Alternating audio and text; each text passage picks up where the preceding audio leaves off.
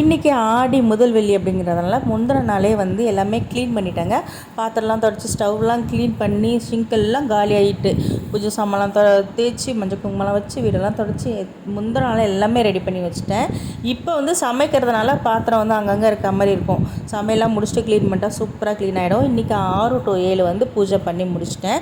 ஏன்னா ஹஸ்பண்டு பசங்க எல்லாம் ஸ்கூலுக்கு ஆஃபீஸ்க்கு கிளம்புறதுக்கு முன்னாடியே எல்லாமே ரெடி பண்ணிடலான்ட்டு எல்லாம் ரெடி பண்ணி சாமி கும்பிட்டு முடிச்சாச்சு. இன்றைக்கி பூஜை வேலை இருந்ததுனால சிம்பிளாக காய்கறி சாம்பார் வச்சுட்டேன். இதுக்கு சைடிஷ் வந்து பகோடா கொடுத்துட்டேன். ஸ்நாக்ஸ்க்கு வந்து பொட்டேட்டோ சிப்ஸ் கொடுத்துட்டு நைட்டு தக்காளி சாதம் இருந்துச்சு. அதை நானும் சபரி கௌஷம் 3 பேர் ஷேர் பண்ணி சாப்பிட்டுட்டு அவங்க ஸ்கூலில் ட்ராப் பண்ணிவிட்டு கோவிலுக்கு வந்துட்டோம். நான் சின்ன வயசுலேருந்தே கோவிலுக்கு எதுக்காக வரேன்னா பொங்கலும் புளியோதரையும் சாப்பிட்றதுக்கு தான் வருவேன். இப்போ என்னம்மா புதுசாக உனக்கு பக்தி வந்துருச்சா அப்படின்னு கேட்டிங்கன்னா அதுதான் கிடையாது. இப்போயும் அதே பொங்கல் புளியோதரைக்கு தான் வரேன்.